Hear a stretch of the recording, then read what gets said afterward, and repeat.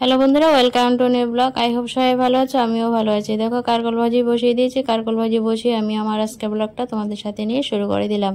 তো বন্ধুরা দেখো, অলরেডি ভাত হয়েছে আর ডালটা করে নিয়েছি রান্না। মসুর ডাল করেছি টমেটো দিয়ে, হালকা পাতলা ডাল আর ভাত হয়েছে। আর কারকল ভাজিগুলি বসিয়ে দিলাম, দেখালাম।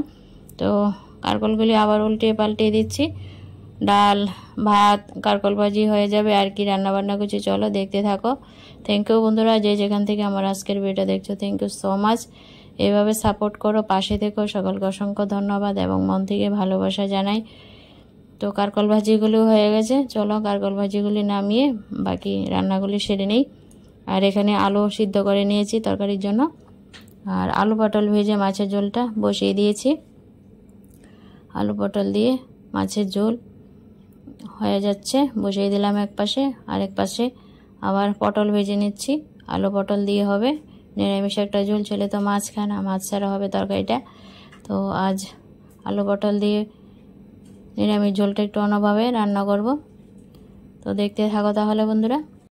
আলুগুলি ভেজে নিলাম, পটলগুলিও ভাজা হয়েছে। এখন তরকারিটা সম্বাদ দেব, আলু পটলের নিরামিষ তরকারি। অলরেডি কড়াতে শুকনো লঙ্কা তেজপাতা দিয়ে রাখলাম, তেলের মধ্যে একটু ভেজে নিচ্ছি। তো ভাজা হয়ে যাওয়ার পর এখন গোটা কয়েকটা রসুন কোয়া দিয়ে ভেজে নেব। আজ আলু পটলের তরকারিটা রসুন সম্বাদ দিয়ে রান্না করব, ভীষণই মজাদার হয়। এই তো রসুনগুলি দিয়ে দিলাম। রসুনগুলি থেতুও করলাম না, পেস্টও করলাম না, এইভাবে গোটা গোটা রেখে দিলাম। এই যে রসুনটা ভাজা হচ্ছে, ভালো একটা সেন্ট আসছে। তারপর তরকারিটা সম্বাদ দিলে তরকারিটা হলে ভীষণই মজার হয়। তারপর মশলাগুলি দিয়ে দিলাম। জিরে গুঁড়ো সামান্য দিয়েছি, হলদি গুঁড়ো লঙ্কা গুঁড়ো দিয়েছি, দিয়ে ভালো করে মশলাটাকে কষিয়ে নেব। খুব সুন্দর একটা সেন্ট আসছে রসুনের।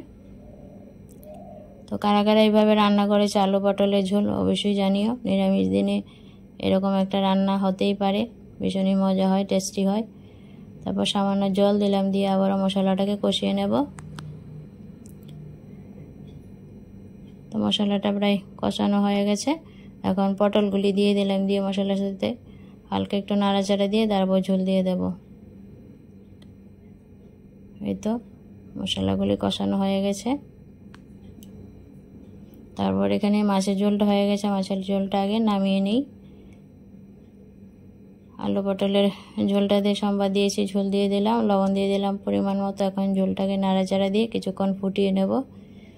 তো ঝোলটা কিছুক্ষণ ফুটেছে, তারপর আলুগুলি দিয়ে দিলাম। আর কিছু আলু একটু ভেঙে ম্যাশ করে দিয়ে দিলাম।